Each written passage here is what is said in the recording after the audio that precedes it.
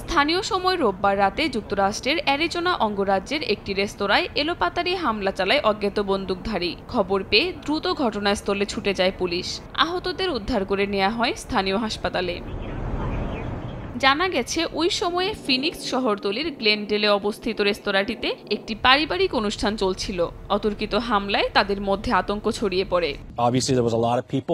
অনেক মানুষ ছিলেন এখানে। কেউ যদি কিছু দেখে থাকেন বা জানেন, দয়া করে পুলিশকে জানান। আমরা চাই এই ঘটনার সঠিক বিচার নিশ্চিত হোক। হ্যাঁ, আমি শুনেছি লোকজন নাম ধরে চিৎকার করছিল। একজন মাটিতে পড়েছিলেন। আমার মনে হয় না তিনি বেঁচে ছিলেন। সম্ভবত তার বাবাই বারবার তার নাম ডাকছিলেন। খুবই খারাপ লাগছিল।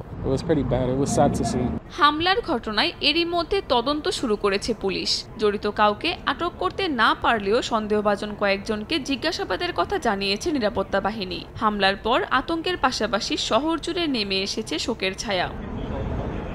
কাকুলি আখতার, সময় সংবাদ।